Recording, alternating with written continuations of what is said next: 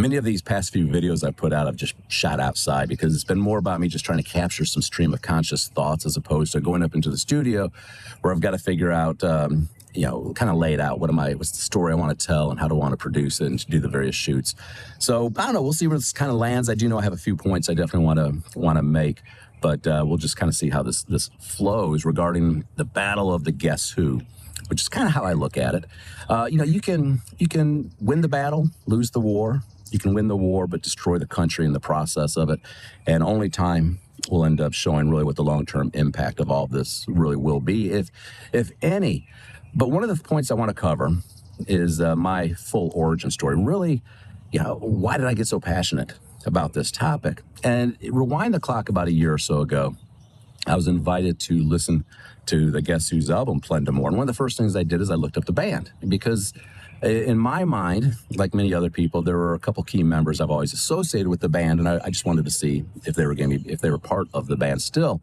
And I saw Gary Peterson was in the lineup, but beyond that, it was an all-new lineup. So like many people, my mindset at the time was, well, yeah, but is this really the Guess Who? Because for years, that's kind of how I've looked at bands, classic rock bands as well. It's their lineup. The true lineup is the one that's associated with the music I remember. And I'm going to talk a little bit further about that. So there was this question of, was that the Guess Who? But then I listened to the album. And this is when things really began to change for me, because not only did I like the album, I loved the album. Derek Sharp has a style of songwriting that I've come to miss, because quite honestly, I think a lot of the music that's being produced today across multiple genres is very homogenous. To me, it sounds the same. In many cases, it's the same VSTs or loops. It's just, there's something about it from an audio fingerprint standpoint. It all sounds the same. Not a lot of thought put into bridges or hook. And in Plendamore, I heard a songwriting style that I've been missing. I loved it. It was very organic in its sound, great melodies, great harmonies, very melodic rock, which I've shared before. I'm a fan of melodic rock, regardless of the genre, whether we're talking about Tom Petty and the Heartbreakers or even metal bands like Iron Maiden. The reason I love Wasted Years so much is because it's a very melodic metal song. So I heard this album that I loved. The problem was I had to kind of square a long-held bias I had with this new album that I absolutely was a huge fan of. How do I sit here and say I love the Guess Who when my mind is telling me that's not the Guess Who? Yet I've got this album that I love, yet the album is the Guess Who. And this started at a kind of red pill, blue pill awakening moment for me when I had to start to question everything I held to be true about classic rock bands. And I wanted to understand, why do we get in this mindset? Other generations prior to us haven't dealt with it. Don't ever remember my grandparents complaining that the Boston Pop Symphony was no longer the Boston Pop Symphony because this guy was no longer the conductor or this person was no longer first chair. I could go through various older country bands. It's just that debate has never been there until more recent decades. And I think it may have started because of the Beatles, quite honestly. I mean, they caused a lot of change in a lot of areas. But if you just think about the Beatles as an example, we didn't fall in love with just the band and their music. It was a moment where we became obsessed with the members. Were you team Paul, George, John, or Ringo? We started this whole new mindset where it wasn't about the music, it wasn't just about the band name, it became about the members. And that would carry on in the following decades.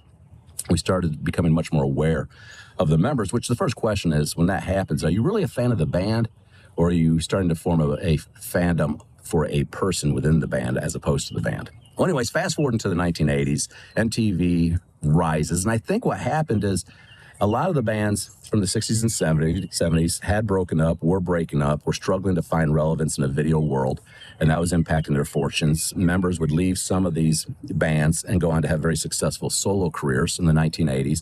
But we had this incredible catalog of music from bands that really were not that active out there anymore in the touring scene. So what do you do with it? Well, this is where classic rock radio really just took off and found its greatest value in that it sold nostalgia. It allowed us to still have this music as part of our daily lives, even if the bands were no longer active.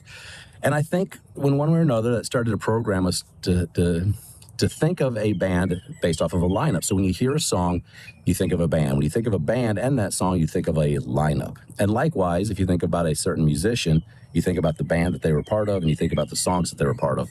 So suddenly in our mind, everything got tied back to a very specific lineup, which is interesting because we often don't lock ourselves into the original lineup of a band. It's often the lineup that the band consisted of the moment they started having great success, the moment we became aware of them, the moment we became the fan. Whoever was in that lineup at that time becomes the quote-unquote true version of the band. So right off the bat, it's kind of a flawed logic, but nonetheless, it's kind of the way we started thinking. Now, you fast forward into the 90s, into the 2000s, there's a growing resurgence in nostalgia. We start wanting to see these bands come back and go on tour. The problem is members have died. Maybe members have moved on to other careers. There's just no longer an interest in going out there and touring. So the members who do want to tour, the members who do own the names, they get back out there with different lineups, and we start bucking against that. This is where we start to struggle with that, because the way we've been programmed is to associate that band name, that song, with that lineup. And this is where we're at right now. So there's nothing hard and fast written in the universe saying that this is the way it is. It's just kind of the way that we've chosen to think about it, which, if you're a young band, this is what you have to think about right now. So let's say that you're in your teens, your early 20s, and you ride that wave. You have a couple of hit songs. You're at the top of the game. Everybody loves you. The fans love you. Everything's great. Fast forward a few more years, and you're starting to go on the other side of that wave, where you're no longer as relevant as you once were. You break up, you go do your other things, but 20 years down the road, your fan base has grown older. They've got that strong sense of nostalgia. They want to see you again. You're going to have a couple of choices to make. One being, if you're lucky enough where all of your band members still want to get back together and go tour, are you happy just playing the hits? Or do you still want the creative outlet and opportunity to put out new music, to have your voice be heard in a more relevant sense? Or do you just want to be locked into forever playing your old songs? That's your choice. If you want to put out new music, you need to figure out right now how to program your audience 20 years down the road to still buy your music, because history is going to show, based off of the patterns of the current older generations, they don't like to buy the new music from the bands that they claim they love. They just want to hear the old stuff. So how are you going to break that pattern and program and prepare your audiences in the future to want to buy your new music in the future? Also, how are you going to try to attract a brand new audience into it? So a couple choices there, Now, the other thing is, if you can't get the full lineup back together, start thinking about right now how you prepare your audience in the future to accept the fact that they may have to see an iteration of your band that doesn't have all the members that they came to love during your greatest period of time. If you can't figure this out, you're going to be in the exact same position as a lot of the classic rock bands are right now, battling the exact same mindset that a lot of classic rock fans have, which is almost like a sense of entitlement to dictate what iteration of a band, which lineup is the true iteration.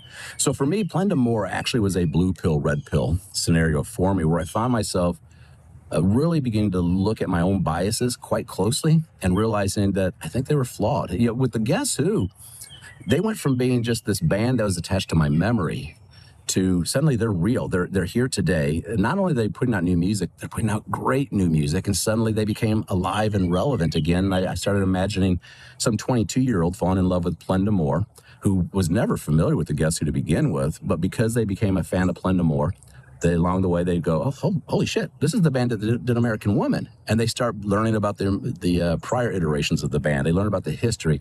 And suddenly you have a younger generation getting attached to a band that has a classic legacy. And I just thought that was wonderful. And I hope that we could see this happen more and more again, but it was going to require a change in mindset for a lot of us, and understanding that just because a new iteration of a band exists does not destroy the legacy of the band. So again, don't know where this all comes down. You will get to have the opportunity to see the guys in different projects out there. Each member of the Guess Who is successful in their own right. You'll see Teddy Andreas on tour with Slash this summer. In fact, if you pull up Slash's video for Howlin' Wolf's Killin' Floor, you're going to see Teddy right there. Greg Smith has been in the game a long time, going all the way back to the Plasmatics. You can see him in Wayne's World when he was part of Alice Cooper's band. My name is Wayne, and this is Garth. Nice to meet you guys.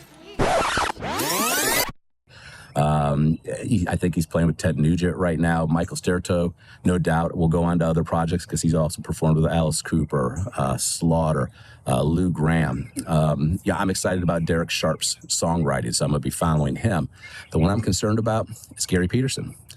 Gary Peterson may be barred from being able to play the songs that he has played his entire life. He would even go on to spend time with Bachman Turner Overdrive.